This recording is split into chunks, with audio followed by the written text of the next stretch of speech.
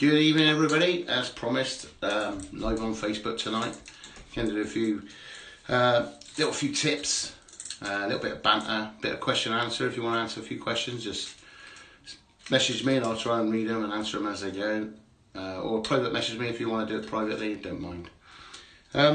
Darts. I've done the cookery last week. 1,000 views. Cookery. I don't know jack shit about cookery. I just like cooking. Hello, Marcus. Pleased to see you, mate. Marcus. Mark Butcher. Chrissy Wassell. Yeah, all the regulars I thought I'd be watching are already on. I'll just wait a couple of minutes just to get a few more people watching because don't want them to miss anything. I know they can play it back later. But we're going to talk about darts tonight. Something that I sort of fell into by hook or by crook. Didn't really play darts as a kid. Played for, I think, a year or two when I was about 20. I was a footballer then, so that was my main sport. I wasn't really interested in darts. It was just something to do on a Friday night. Go out with the lads on a beer. Sometimes they played me, sometimes they didn't. I wasn't bothered. Just enjoyed the night out, really. But I could throw a few darts. I wasn't fantastic. Nothing to shout at them about. And then I'd give it a rest for like 30 years. Started playing darts when I was 49 properly. Had a big crash in the beach race. Bashed myself pretty bad. And I had a little go of PlayStation and things like that when I was lying in bed with all my broken bones. Didn't really enjoy it. So I put a dartboard up in my garage. And every day I went out there and I started thinking about what I was doing and throwing darts. And after a couple of months, I started getting quite good at it. I thought, well, this is all right. I mean, regular tons, ton 40s. Didn't really know anything about anybody. Poor connection. I don't know why. It's a good signal up here. So basically, I spent the best part of 6 months in my garage, recovering from injury. Couldn't go to work. Just having games of darts. And I met a few people in the pub and things like that, and they said they played darts, and I said, oh yeah, I wouldn't mind playing. I had a little game with a few people down the elbow, and they asked me to play in the league. I thought, yeah, it's all right, give that a go. So 3 weeks later, I won the Western Singles. They gave me 50 quid and a big fat trophy, and I thought, this is great. So I couldn't play football anymore. Really enjoyed the, obviously it's a pub game. Can't go wrong in a pub, can you? So I started playing darts, and that was the start of it. I think I still went back to work at that point. I met a few of the local lads, John Burton being one, and then he told me about a little app called NO1, and I installed it on a stick and I put it in my computer and I started playing against the computer. Prior to that, I'll show you what I did. I'll go and get it now. One sec, it's just here. Prior to that, I used to write all my scores down in a book. And this is the first book I had, little red notepad. I've got 2 of them now. And if you look at it, from start to finish, this is when I first started playing darts. You'll see what I did. I wrote result in, the average, how many tons I'd hit, how many 140s I'd hit, and how many 180s in it. And I started playing on the NO1 game at different levels. I started on level 8 actually, which is quite a high level, but I was comfortable. I could beat it, so I progressed to level 9. Went up to level 10 for a bit. Couldn't win many games at that. It was too good for me. So I started thinking about darts. I started thinking about Nathan Richards for the book. Yeah, I'll get you, Nathan. Oh, yeah, 60 averages. Piss off. I'm only joking, mate. You're a good lad. So yeah, basically, look, I filled a whole book, and that took me best part of a year. And since then, I filled another book, or best part of a book, before I started playing serious darts. So, how do I become a non-dart player to playing on TV against the second most successful player of all time in 4 years? Well, I started watching people play darts, and I thought I could see where they were going wrong. So I sort of started picking points of interest that they were doing right, and picking points of things, interesting things they were doing wrong. And one of the biggest things I saw people doing is lack of concentration.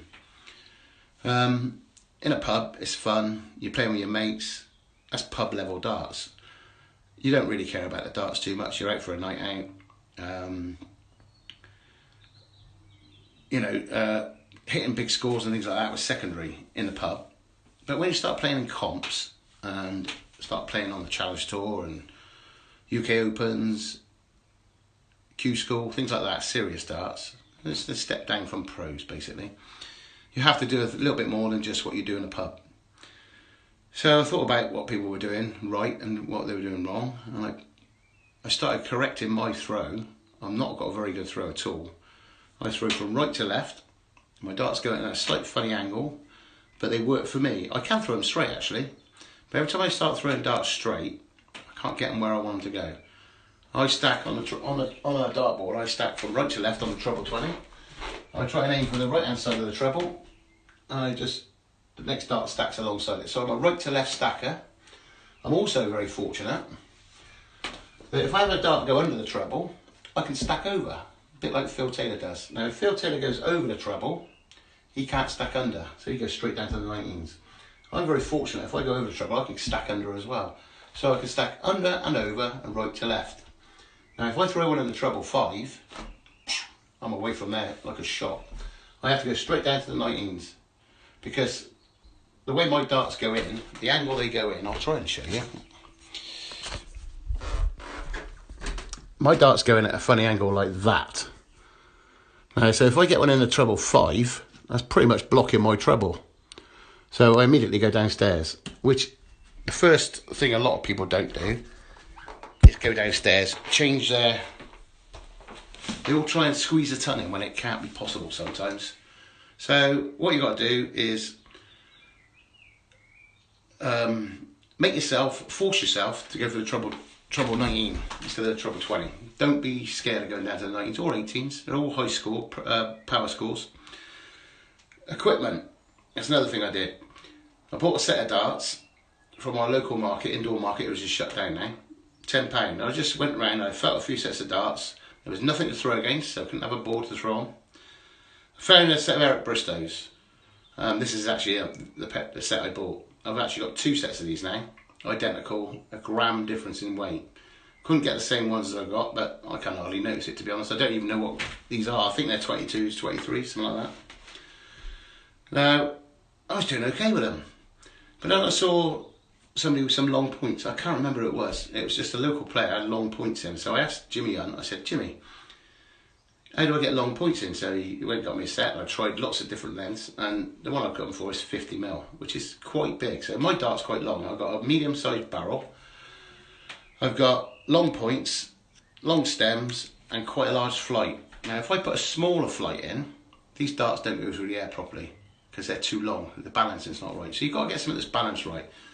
Everybody I know has got 10 sets of darts. You don't need 10 sets. I've got 2 sets and only ever had 2 sets. I bought a set of, I can't think whose they were now. Jimmy Hunt will tell me in a minute, he'll put it up.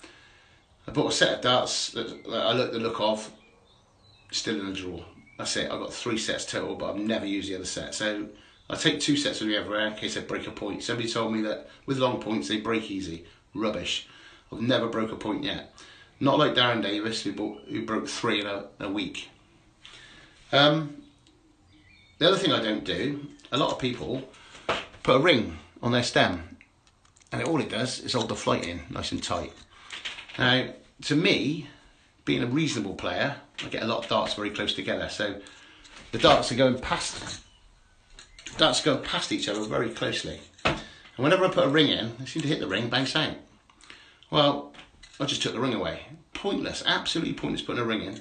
What's the worst thing that could happen? That flight can fall out. It never falls out mid-air. It falls out when it gets hit by something else. So you don't need a ring. If your flight falls on the floor, so be it. I change my stems very regular and my flights. I never have battered stems on the end, flights or stems on the end, purely because it's another thing to block it. A flared out stem on the end of there, that's just asking for a dart to go in the back of it. So I change my stems quite regular. It's the cheapest sport I've ever done. I think I buy 30 sets of stems and 50 sets of flights for about 30 quid off online. Jimmy Hunt buys them for me. So very basic setup. Apart from long points, they're just the same as everybody else's darts. Do not change your darts. It's never the dart's fault, it's the thrower. We're going to get to a few different things. I will mention the points because a lot of people actually go to a tournament, they have bounce outs and things like that.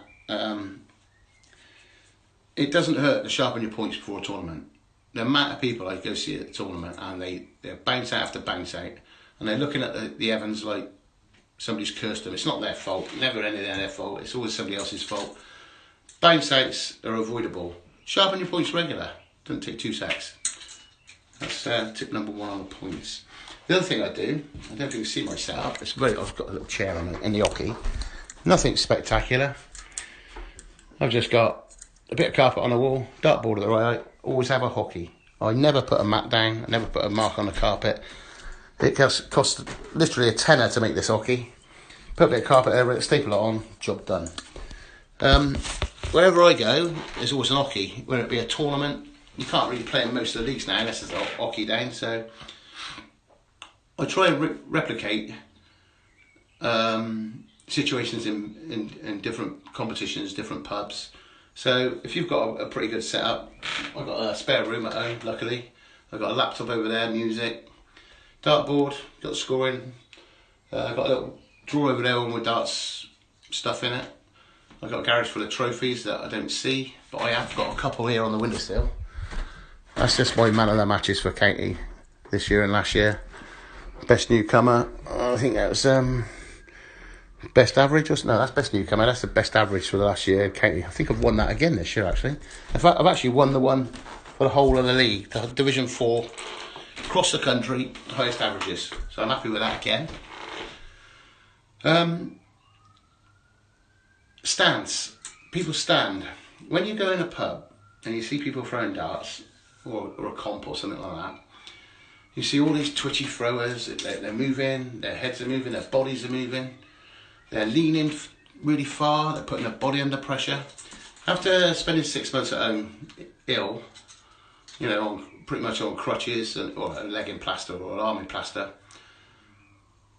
the one thing you've got to do is practice comfortably. If you're practicing where it's hurting you, you're wasting your time. Hi Simon. So rather than get repetitive injury by standing at an hockey, taking 2 steps forward, getting your darts back out, walking back again, be relaxed. So the first thing I do, imagine you're a golfer. A golfer will do his backswing and all the weight is on his right foot. Yeah, it comes through and that's where he hits the ball, and then he follows through and all his weight is on his left foot. That point in the middle where he hits the ball is core balance. You know, you see a bounce on his knees, get himself comfy, and he do the swing, bang. It's no different to darts. You approach the hockey, you put a foot into the hockey. I can't really show you without getting somebody to film me. You walk up to the hockey, you put your foot, you lean forward, you get your weight on one foot and just put your back leg behind you to hold yourself comfortable. Now I'm completely balanced, then you can throw your darts. Throw in, the art of throwing a good dart is do not move your body. Your body's rigid. You look at all the pros, very few of them move, very few. I think there's one, what's his name, does a little bit of a rock. Hendo, I think, yeah. Big John Henderson. Elbow up, keep your elbow straight if you can. Continuous, just throw as smooth as you can. Head still, focused on what you're aiming at. That's the next point, focus. When I look at a dartboard, when most people look at dartboards, they're looking to try and hit a treble 20. And they're looking at the middle of the board, high scoring. What I do, I try and find a mark in the treble. It might be a hole, it might be a fleck, there's something. Now I focus my eyes on that, and that's what I aim for.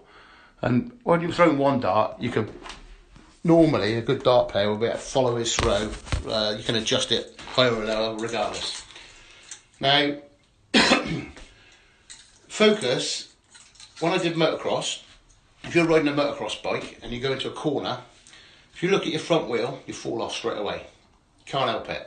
If you look at the exit of the corner, your body will follow your eyes around that corner at speed. It might be a sharp corner, but you still look at the exit. So basically what's telling you, your body will follow your eyes. The same as the golfer, if he looks up too early to look where his ball's gone, shot's gone. If he stays focused, boom, where he's aiming, where he sets himself up, he looks at his shot before he hits it. That's exactly what you do at darts. Now, imagine you're in a street and you're looking down the street and your eyesight, take my glasses off, your peripheral vision, you can see everything around you. You can see all the houses down the side of you, you can see all the cars, you see the road, you see the block of the houses at the end of the road. Now, if you look at the end of the road, you can see a window in a house. So what your eyes have done, they're focusing on that window. And if you look closely, you can peer in that window, you can see a little picture on the wall. And what your eyes are doing, they're going doom, doom, doom. They're zooming in. That's what you do on a treble. And do not take your eyes off. You never see a pro take his eyes off a dartboard. The amount of times I see people in a pub playing, what they do, they look at the scoreboard, they look at somebody that makes a noise behind them, they look down at the ground, they look at the sky when they've thrown a bad dart. We all throw bad darts. What we got to do is keep your concentration and focus on what you're aiming at, that little fleck. Keep that for the whole 3 darts. After you've thrown the 3 darts, you can look at the sky, look at the chalker, look where you like. Unless you've actually got a mistake or you're looking at a shot you particularly want, you shouldn't really take your eyes off the board. The amount of people who get distracted during a game, amazing. So, just a few little tips there. The other thing is the mindset. Now, I don't know if anybody's seen my comments last night. There was a video posted, which I'll put the link on after this. It was on my link last night, actually. Basically, Matthew Edgar, who's got a little channel of his own called Edgar TV. If you go on Matthew Edgar's Facebook site after you watch this, look on his page and you'll see Edgar TV. Click on that and there's a very, very good article about focus and basically sports management and how you control your body and how you do things differently and your mindset. Now, I've been thinking about this for a long time. You get lots of different players at different levels at a competition, and I can walk into a room and it can be like 64 players and they're all different standards. You can tell the people who are quite nervous, you can tell the ones who are quite loud and brash and full of themselves, and you can see a few quiet ones. I pretty much look around the room and I look at the opposition, and at the end of the day with 64 players, which is most of the comps, you play 64 or maybe it can up to 100. Obviously if you go on a challenge tour it could be 200 or 300, but most of the local comps you probably got 50 to 80 people. So we'll say 64 because it's easy. I look around and there's only 6 people you've got to beat. 6. So the other 44 or the other 58 don't matter because you're not going to play them all. You're only going to play 6 people. The odds you're going to play the 6 of the best people are pretty remote. So really, I look at it thinking, right, yeah, he's a good player, he's a good player, he's a good player. So my mindset is thinking, right, who have I got to beat in the room? And I'm looking at the top players. And I'm not being disrespectful to the lesser players, but I haven't dismissed them because the hardest thing for a good dart player to do is beat the poor players in the first couple of rounds. You ask any good player and their biggest worry is not the final, it's the first round. Walk in the pub, nerves are a bit jingly, have a couple of settlers. That's what most people do. I don't have many, but everybody has a couple. I mean, I once got to a semi-final of a comp, and it was a comp down at Western 49 Club. Everybody knows it. It's a very good comp in the summer. All the Bristol lads come down every year. We tend to play the comp, get out there about 5 or 6 o'clock, go up the seafront, have a few beers, make it. It's a bit like a bank holiday weekend. It's a good night. Well, I got to the semi-final one, yeah. The drinks are flowing and everybody's buying me a drink because I'm doing well. And I got to the semi-final and I thought, bloody hell, I'm drunk. And I looked across and I've got Andy Parsons, a top player, you know, professional at the time. And I played him a couple of times before, never managed to get near him. And they suddenly announced, they said, oh, it's going to be about half an hour, 3/4 an hour before the final. I thought, oh my God, I'm going to be drunk by then. So what am I going to do? So I looked across, and me and Andy Parsons are practicing on the board while they're playing the women's semi-final and the final, and the runner-up comp semi-final and the final before the main event, the final between me and Pass. So I thought, well, I've got half an hour now. I'm going to go to the bar. I ordered a pint of water, went outside, had a cigarette, drank this pint of water down in one, trying to sober up a bit, got a bit of fresh air. Went back to the bar, got another pint, come back in, and I feel a little bit better. I look across at Andy Parsons. He's probably on his 9th pint of cider by then. He's out for the day. I was thrown absolutely awful having a practice. I was hitting 26s, 45s, couldn't hit a treble to save my life. And then I'm watching Pass throw, and he's hitting like 140, 140, 180, 180. I'm thinking, shit, I'm going to get a dick in here again. So anyway, 20 minutes went by, and I'm starting to hit my trebles. I'm thinking, this is getting good. And I'm looking across at Andy Parsons. He starts hitting 45s. Yeah, I'll fucking darts. I'm going to get another pint off his trots. And anyway, we played the final a half hour later, and I beat him, I think it was 5 or 6-1. And we both went out for a drink afterwards. I went out with 500 quid in my pocket. He went out with a couple of 100 quid in his pocket. But the truth of that, the moral behind the story is that you can get too pissed. You've got to know your level. Because I was sort of enjoying the day, I had too many. I realised right at the right point, I had a couple of pints of water, saved me. I ended up winning the main prize, and first person from Western to win it, which I was over the moon. I was more over the moon to win that than anything to do with the prize money. So there's a little story about Andy Parsons. He's a top bloke as well. I love him. He's packed in since, but I met him a couple of weeks ago, and he's still a character. I love him. Right, hang on. Somebody's asked me a question. Let's see if I can answer that. Do you relax when you're playing a player you've beat a few times before, or play them the same as the better players? Well, that's a good question, Simon. I'll go on to a little thing. It's called groups and averages, I call them. I think there's like 5 groups of dart players. This will answer your question. Group 1 is your 45 to 60 average players. They probably, they're what we call pub players. They play in their local dart team. Averages don't really matter. Nobody bothered about that. The next group is your 60 to 72, which is like 20 to 24 average. They're more getting into the better serious darts. They might play Super League, Tuesday night Super League. They might play county. That kind of range. So then you're going up to like the 24 to 29 average, which I think are the good county players, and perhaps challenge tour players. People trying to be a professional. Then you've got what I call the pros. They're rating like 29 to 32 averages all the time. These are very set groups. That's a pro dart player. They hit between 29 average, 32 average. Then you've got the elite, which probably is the top, I would say, top 20 in the world. Now they're hitting like 32, 96 to 105 averages. They're hitting 32 plus. So 32, 33, 34, 35. These are your Van Gerwens, your Peter Rice, your Gary Andersons. And for each of those levels, those 5 levels, those people in those groups, I know players have been playing 45 years, who've been trying to get better, still in the bottom group. Now, I put that down to bad practice, bad habits and things like that. Not practicing, not focusing, not concentrating. So I put myself in the bracket of a 24 to 29 average player, which is prove it. I played 7 county games this year, won all 7. I think my running average was 27, 28. So that's the bracket I'm in. Now, the reason I'm not doing Challenge Tour this year is because I'm in that bracket. If I was hitting the 30 averages to 90 to 100, I'd be going to the Challenge Tour and trying to be a professional. One of my friends who I played darts with a lot, Dom Taylor, he's just jumped out of my bracket. He was a 26, 27, 28 average, if I'm being honest, Dom. For the last 2 years, I think.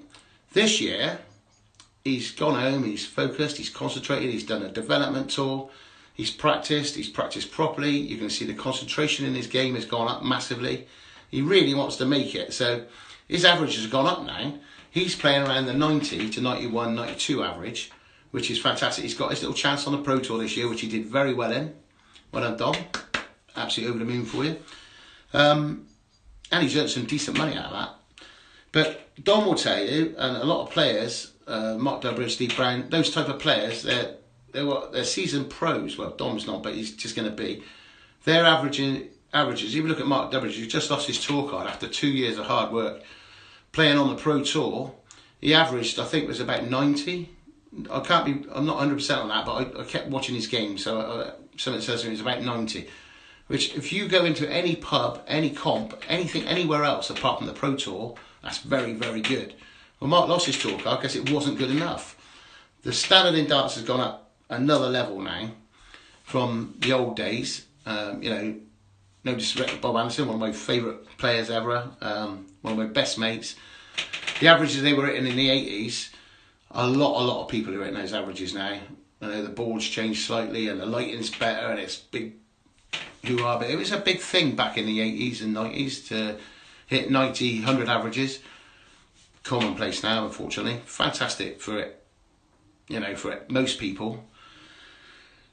But to really make the money in the pro circuit game now, you've got to be hitting 32s, 33s, 34s, 35s, and that's another step. Now, to get those little tiny steps, you have to make very slight adjustments to your game. Your concentration level has to go up. You don't have to change too much. I agree with Matty Edgar last night. He does 2 hours practice. He's a pro. He's a good pro. He says he does 2 hours a day tops. Phil Taylor is notoriously, as we know, did 6-8 hours a day. That's just absolute boredom, but it was his mindset, and that's why he won 16 world titles, I presume. Fantastic. The modern player now doesn't have to do that. If you do 2 hours quality practice, it's better than 8 hours poor practice in my eyes. So I've never been a great practicer apart from when I was injured and ill. So my first couple of years of playing darts, I'm just looking at some of the comments. My mate from up north, Bobby Ferris, top man. When were you at your best? What was your practice routine, mate? I'll get to a couple of practice routines in a minute, Bobby. What do you think it's going to happen to the BDO darts now? Wow, that is that's going to be on another video. I've got plenty of things to talk about on the BDO and the PDC. It's not all doom and gloom, I don't think, for the BDO. I think there will be a lifesaver somewhere, I don't know where. Very documented, the BDO at the minute, and I think even all the BDO players don't know what's happening, so I certainly don't, because I don't play BDO darts apart from county. I will go through a few practice routines that I used to do that I think made me jump from a 24 average player to a 27, 28 average player. These practice routines I did helped me no end. I mean, if you ask anybody who plays me, they'll probably say, we can all play good darts. We can all play tons, ton 40s all day long, ton 80s. The hard bit is 3 parts to a game of darts. There's your scoring, which is very important. Your setup, very important. The doubles, the most important. If you ask anybody I play against, I'm pretty good on my checkouts. I'm ruthless at a certain point. When you're playing top players, you very rarely get more than 1 or 2 darts. If you don't take them, as I know at Minehead, thanks for everybody reminding me, because everybody always reminds me about how I missed 6 darts to beat Barney. Listen, I didn't miss 6 darts on purpose. I wasn't nervous. I was in the right frame of mind. Everything was correct for me. I practiced. I had a month. I knew my opponent for a month. They did the draw a month before I actually went to Minehead. I played against my computer at level 10, and I actually put his name in. I had my mindset to play Raymond van Varnable, which I do a lot. I play local players on my my computer. They don't even know it. I played Ryan Palmer. I played Steve Brown a million times. Durbridge a million times. Darren Davis a billion times. And I'm trying to get the mindset as if I play him in a competition that day, I've already played him in my practice for an hour and I beat him. I'm going to keep drumming it in about focus. I focus at practice. I focus on the match board. Plenty of time for playing around in the pub. One of the games I don't know, I haven't invented it, I'm pretty sure of that, but I focus on a game which I play on my own. You can all play this at home, very simple. You play from 60 to 90, so you pick a number between 60 and 90, you've got 3 darts in your hand, just randomly pick a number like 78. All those numbers between 60 and 90, you have 1 dart at a double, unless you're really poor.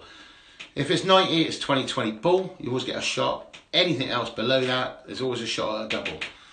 Now, if we pick 78, you go for a treble 18. If you hit it, great, you got 2 darts at double 12. If you don't, 20 tops.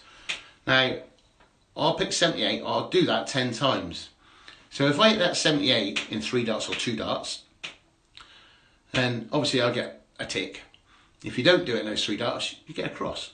So after you've done it 10 times on 78, say you hit it 5 times, that's 50% on your checkouts. So I got 50% on 78. Now, I might do 78 again after that and try and improve on that 5. I might pick 62, I might pick 65, I might pick 82, doesn't really matter what number, do it 10 times, get yourself an average. How many times you hit it out of 10 times gives you your percentage of what you're hitting. Now, unbelievably, for 99.9% of dart players, that's a chance you get. It's the critical point from 100 down. We could go on to bigger checkouts in another video because not many people hit big checkouts. We've all hit them. We hit loads of them. But when it actually comes to it, the percentage of big checkouts you take, if you go to Super League on a Tuesday, there'll be 7 games there, you might get 1 or 2 big checkouts at 14 players. So I don't concentrate on the big checkouts so much. If you hit them, great. But sort of 90 down to 60, the bloke might have had 12 darts, left himself tops, and it's your throw, and you've got 82 left. Well, that's when I'm critical. I hit those 82s, and the other bloke's thinking, oh, I didn't do fuck all wrong after 12 darts, I left myself tops. Hold your throw, expect them to win their throw and try and pinch one of their throws. That's my golden rule. Hold your throw, try and pinch one of their throws. If you win the ball, it's your throw, hold your throw, you'll win 5-4. You don't have got to worry about nothing else. Going back to Simon's original question, I take people who hit 20 averages just as people who hit 30 averages, because everybody who hits 20 averages wants to take the big guy out. They want to take a scalp. They're all after you. You've got a target on your back. You walk in a room, it might be just a local pub, and they go, oh, Mike Norton, or Ryan Palmer, or Mark Dubridge. Shit, you know. You've got to treat good dart players with respect. I always do anyway, I try to. But don't give them enough respect to think you can't beat them. I expect everybody to beat me. Absolutely 100%. I've lost to the worst players in the world, and I've beat the best players in the world. And I take exactly the same out of both games. I never think I'm going to roll somebody, you know, even if I know they can always have their A game, you have your B game, and the roles are reversed. So I never take anybody for granted. I find it hard. I'm very respectful of lesser players, not because I look down on them or anything like that. If I was hitting 20 averages week in, week out, what motivates them to come back? That must be so soul-destroying. They turn up these tournaments, they pay a tenner to enter, and you hear it all the time. Oh, I only care, I'm going to win the first round losers comp. They've already resigned to losing the first round. No matter who they're playing. They could be playing their buddy who's the same standard. They all sort of talk about losing that first round as if it's acceptable. We'll go through a few practice routines. Like we've just done the 60s to 90s. Another great game you can do is Bob's 27s. Bob Anderson tells me he invented this game. I'm not sure, but it is called Bob's 27, so he might have done. Now, basically, he's trying to phone me in the middle of a live video. Go away, Nathan. Right, Bob's 27. Basically, chalkboard on the side. You've got 27 points to start with. First off, double one. If you hit it, you have 3 darts at double one. If you hit it once, that's 2 points. So your score goes up from 27 to 29. If you miss it, it goes down 2 points, down to 25. Next is double two. You get 4 points for that, obviously. If you hit it twice, that's 8. So on your 29, makes it 37. So your score goes up. And you go 3s, 4s, 5s, all the way around board to 20. Now, Bob tells me John Park's hit the world record score on this. I can't remember what it was, Bob. He'd probably put me right. It was crazy. It's something like, I think it was it 1500 or was it 800? I can't remember. You can also lose to this game because if you've got like 28 scored and you're on double 7, there's 14 points off, and you've only got 14 left going for double 8. So if you miss the double 8, 16 points, you're out. So if you get back to 0, start again. But it's very good. It's a great little warm up. Now, warm ups. What I do when I go to a comp. Right, if we've got a comp, through Mopo is a perfect example. I think it started at 12 o'clock a couple of months ago. Stav, my mate who's watching tonight, he came and gave me a lift. Fantastic, thank you very much, sir. Now, when you go to something like the Froome Open, they've got 100 people there. They've got 10 boards. So that means there's 10 on each board having a throw up. Now, I presume 90 people out of the 100 would have just been throwing there. Now, Stav was picking me up at 10 o'clock from down the road to get there for 11 so we could have a throw for an hour to start at 12. Now, that morning I got up at 7 o'clock. It's just bloody Saturday, you shouldn't have to get up at 7 o'clock Saturday, but I did. I had a bit of breakfast, had a cup of tea, came up here, I threw 2 hours of practice. So my arm was loose because there's nothing worse than turning up to a tournament, you know, half asleep. The only time you're going to get a throw is when you've got 9 other people on your rocky, which is very long between throws. You don't get no rhythm.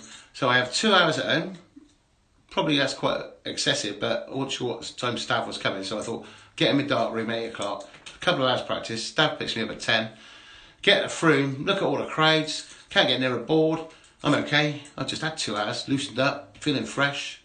Going to have a cup of tea and a bacon sandwich while they're all queuing up. So, good habits. I always practice before I go to a comp. It's golden rule number 1 for me. I mean, I was sat across the table with Steve Brown at Challenge Tour when I very first started, one of my first years up there. I know there's a table, so there's 16 people at a table, and we're all chatting away, and we're all having a drink, and we're all having a laugh, and Steve Brown goes in his bag, and he gets out this like big stretchy elastic, and he's pulling it, and he's doing this, and he's doing it behind his shoulders, and I'm thinking, fuck me, he got aerobics on. Aerobics at darts, what's going on? And then I thought about it, and he put it back in his bag, didn't say anything. I was thinking, should I ask him? No, I'm not asking him, I'll just keep it quiet. Anyway, about a week later, we had a game, I think it was a Tuesday night dart Super League match. And I'm a bricklayer, as everybody knows, and that particular day, on the Tuesday, I've been laying blocks all day in a wet rain, and my arms are feeling like lead. And I sort of got home here, and I had a bath, and I tried to have a throw, and my arms are still like that. I thought, I'll be alright in an hour or two. I went down to Salt House, tried to play my darts, and I'm throwing, and my arms are like lead. And I'm struggling. I managed to win. I can't remember who we were playing. And Bob Anderson looked at me and said, what the bloody hell's wrong with you? I said, Bob, I've been laying blocks all day. I've got no bloody skin on my fingers. You know, my arms are like lead. I said, you come and try and do what I'm doing all day and then try and play darts at night. And he said, you bloody got to stretch it, haven't you? He said, get home, have your hot bath. Then it clicked. Steve Brown. We play at Challenge Tour. We start at 10 o'clock in the morning. We're in the venue at 8. You get out of your hotel room, you're rubbing your eyes, you have a cup of tea, get in a car, race down to the venue. Steve Brown's doing his stretching, isn't he? Of course he bloody is. Now I'm 56, I understand about stretching. Yeah, I got to stretch, I got to loosen up. That's why I have my hour at home before I go to a comp. James Brown uses sunbeds or fake tan? Definitely sunbeds. There's 1,000 questions on it. I haven't answered half of them, to be fair. I've been too busy chatting shit. Right, concentrated practice. Matty Edgar touched on it last night on his video. You have to watch it. I'll put the link up afterwards. And Matty talked about 2 hours concentrated practice. It is no good practicing if you're just throwing darts at a board. We all know we can all hit 100s, 140s, 180s, blah, blah, blah, blah, blah. So I do an hour on NO1 at the highest level I could possibly get away with. And I proper focus. I'm going to pick Matt Edgar. Tomorrow night when I have a practice, I'm going to put Matt Edgar's name in. And in my mind, I'm playing Matt Edgar. I know his stats. You look them up on the internet. I look at his stats and think, right, I've got to play Matt Egger tonight. And I'll play Matt Egger live on my in my own little room. Then I'll do probably an hour of that 60 to 90 game, because it gets you really sharp for finishing. So that helps me out. I'll probably do half an hour on setups, you know, from 201 down. So I concentrate on that. A few people are asking me privately there. I can see asking about my biggest game being Raymond van Barneveld. I don't want to go back over old things. I know we've all talked about it to death. That was a funny one actually, because that wasn't my biggest game. My biggest game was the day I beat Adrian Lewis, and it wasn't playing Adrian Lewis, believe it or not. That day I had to play a young lad called George Killington. I think he's a pro now, very good young. I think he's from London, not sure. And he sat at the same table as me that day, just by coincidence. And all his mates were talking about how good he was. And when they did the draw, they drew his name out. Oh, shit.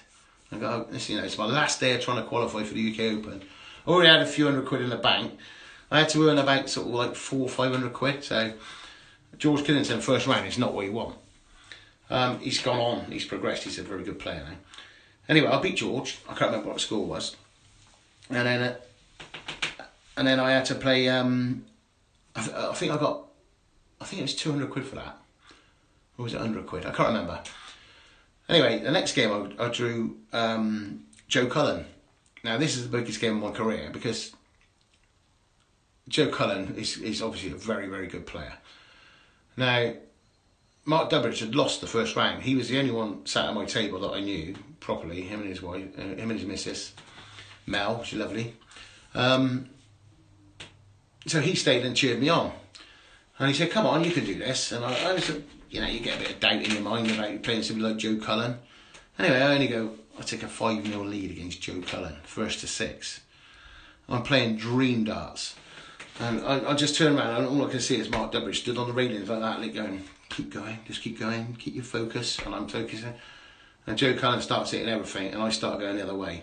Joe Cullen gets back to 5-all, and by now I'm out of the water. It's actually my throw on the last leg. 5-all, fist pump, all the best. This is to qualify for Minehead. I thought, it's the last day of like 3 weekends of trying to qualify. Very expensive, you know, a couple of £100 a day to enter hotels in Wigan, 3 bloody weekends running, blah, blah, blah. All I got to do is win 1 leg of darts. And I don't know how I did it. Somehow I got down to a double before him. I missed 3 darts at double. He missed 3 darts at a double. And I thought, well, I've got to take it this time. I'm not going to let it slip. Missed. I just put my head in my hands, took my darts out of the ball, walked back to the...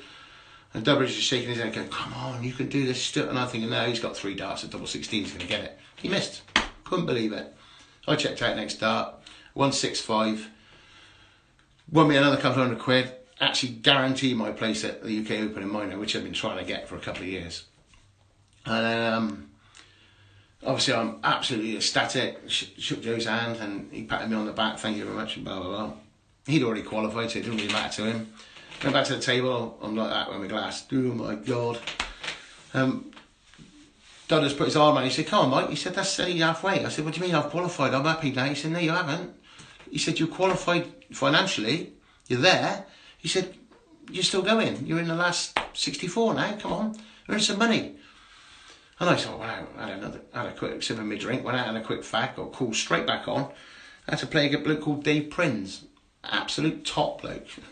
Played him 3 times, beat him 3 times now. And I don't know how, because he is awesome. I think I'm his bogey player. Anyway, I went and beat Dave, another couple of £100 in the pot. Went out, Mark Durbridge put his arm around me, went out in that fag. Oh, Gary Anderson, give me the fist pump outside. I'm going, yeah, I'm the lad here, in the last 32 or whatever it was. Draw Adrian Lewis, live on the live stream. Oh, shit. And I've got no confidence. I'm just thinking, you know, this is the best I've ever done, most I've ever qualified for. And he said, yeah, you'll be in, don't worry about that. Oh, Mark Durbridge, he's got confidence oozing out of him. And I'm thinking, oh, God, Mark, you're talking about Adrian Lewis here, 2-time world champ? Nah, you'll smash him. He was correct. I went and beat him 6-3. Month later, obviously played Barney, lost 6-5. It's very well documented about I lost to Barney. I enjoyed every part of that year. the qualifying, but the big game was Joe Cullen. 5-0 up, managed to get over the line 6-5, and that'd be the highlight of my career to the dying day, I'm pretty sure of that. And yes, I've played some absolute world champions everywhere, left, right and centre, some top players, but that game will stick out in my memory. So thanks for asking that question. I can't remember who asked it now. I think I've talked enough now. If you could get over to Matty Edgar's Facebook page, have a look at the video he posted last night. Very interesting. I will do some tips. I'll just answer some of these questions because there's quite a lot of questions coming here. Dave Kiernan, my stance is okay, standing up straight, but always seem to swing my wrist when I throw my first dart. What do I do to rectify it? Well, Dave, stop having such a limp wrist, me old boy. Hang on, what have we done here? Let's turn that around, don't I? Hang on, let me turn the screen around. Right, I think my screen's gone a bit funny. Let me just have a quick turn around. How do I do that? Where's the button that turns it around? I can't find it. Anyway, back to me. I'll turn the phone up. I can't answer your question now. Dave, limp wrist. The only thing you want to be moving is your upper arm. Your wrist has got to stay same. Follow through stick. It's got to be always have a follow through. Obviously, everybody knows that. Nick English is a bit like that. He throws like that. It's very hard to say about a limp wrist. If you can keep it solid, then you're throwing a more fluent throw. With a limp wrist, I should imagine every dart's different because it depends how much you limp your wrist. But if you can keep your arms solid and keep your body solid and your eyes focused on a certain target, I think that'll help. But I'd have to probably show you that a little bit. I'll show you it next time we play county, if we ever play county darts again. Right, I think the time's up. Thanks everybody for watching. I will do another one tomorrow. Well, possibly not tomorrow because I've got a big day at work. I'll try and do another one in the next couple of days. Thanks for everybody watching. I'll have a look at the questions because while I was rabbing it away there, I missed a few things and a few questions flew by. I hope you had fun.